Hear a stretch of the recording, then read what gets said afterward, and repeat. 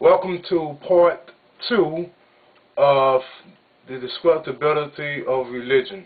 The subject today I want to cover is teaching religion to children and the effect that they have not only on them but on their children and on society as a whole, and then also the subject of whether or not teaching religion to your children is a form of child abuse. First, I would like to start out by saying that most of us basically from birth, from the time we are born, are exposed to religion, and generally we take the religion of our parents or from the person who raised us. And this is not a coincidence that we always take this type of religion. This is the religion that basically was taught to you, or basically enforced on you and instilled on you in a sense of saying that this religion is true and all the rest is false. This is basically what you got from your parents. And so this is why this belief, this structure is most likely to carry out with you for the rest of your life. And you are most likely to put this belief upon your children and everyone else that you encounter. This is the attitude now that you're going to be taking to them. Now, as far as what I was taught as a child, my parents were Baptists. And so naturally I was a Baptist. I went to a Baptist church, and everything else was wrong in the sense that my parents taught me that being a Baptist was right, going to this church, this particular church, was true, and so basically everything else was false. And obviously, why would I then want to believe in a different religion and practice a different religion that obviously is not the correct religion? Now, the problem here is that there are many different religions. Some of the bigger religions seems to be Judaism, Christianity, Islam, Hindu. Seems to be the largest type, and Buddhism seems to be the 5 largest religions out there. Now, obviously, as a child, you don't give this much thought, but this is the problem. If you're going to teach religion to a child, you should teach this child about all different religions, including the origin of religion. If you will go back and truly study the origin of religion, then you will know why we believe in religions in the first place and why we're vulnerable to religions in the first place, and start realizing how religion is not needed in today's time. And I encourage people to actually teach their children about all religions and the origins of religion, and let them choose. And if you actually teach the child correctly, do not force a religion on them. Common sense will prevail, and this child will grow out of this religion and realize that it's all a bunch of baloney.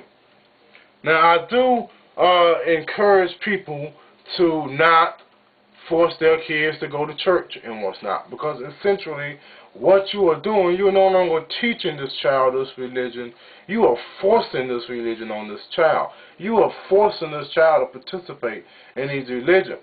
And even if you say the child is willing, well, it's a child, and doesn't really have that mental capacity at that early stage to truly know what decision they are making and the consequences of those decisions. I don't think that they do.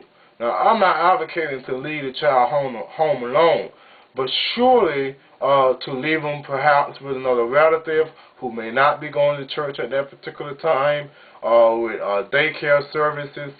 I'm aware that a lot of daycare services now are just not open on Sundays, but there are a few that you can find, and I advocate to open up daycare services on Sundays for these child to go to, essentially, so that they won't be exposed to these religions. Now, religion has caused so much destruction in our children in the sense that now you hear about we need to teach creation in school and not so much evolution. You know, nearly half of Americans don't believe in evolution. And for us supposedly to be the most well-developed and powerful nation in the world, this is it's unacceptable, because any educated, intelligent person knows that to dispute evolution is just plain out ignorant. And to say, well, I don't believe in evolution, I believe that all of a sudden this supernatural being created all of us. It makes no sense, and it does not hold up to an intelligent debate, to an intelligent argument. Why then should you want to teach this to our children and further hinder their mind from learning and advancing? Our children know very little about science. There was an incident. I asked my niece basic scientific questions. She did not know the answer to. Why is the sky blue?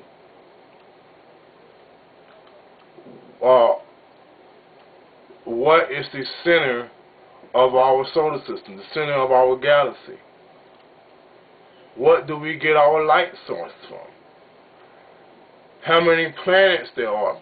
Very, very simple first grade level questions. And these people, they don't know the answer. These are basic elementary school level things that they learn.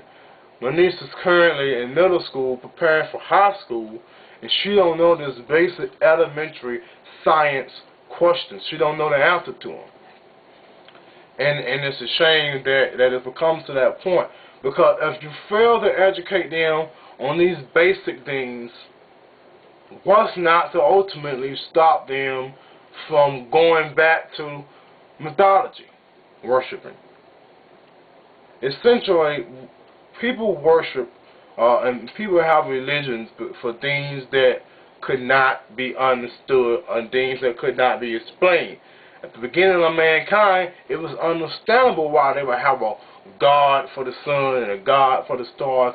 These are things that they could not understand and not explain. They didn't even have the mental capacity at this time to even begin to come up with a rational explanation.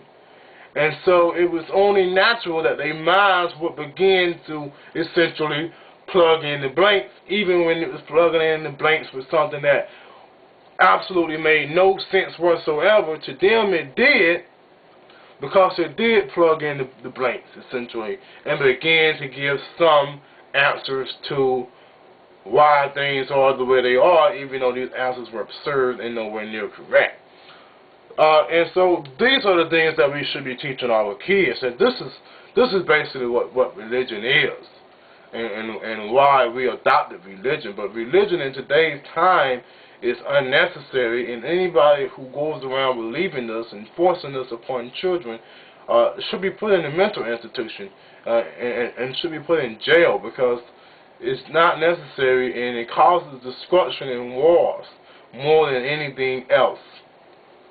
Another thing I want to talk about is the fact that in schools, like a lot of public schools in Texas, these people actually learn more literally about Christianity, specifically evangelical style Christianity, in their schools than they do about science.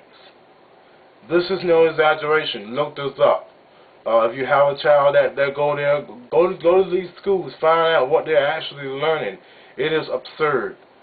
But the next thing I want to go ahead and begin to discuss is the simple fact that these kids truly believe now, they're at the point, after a child gets a certain age, they're basically at the point of no return, essentially. Generally around about the age of 12, 13, whatever beliefs you have pretty much inserted in them at that point, if you don't break it at that point and say this ain't true and get them to start rejecting this type of thinking, then it's pretty much too late. Because after that, they're going to start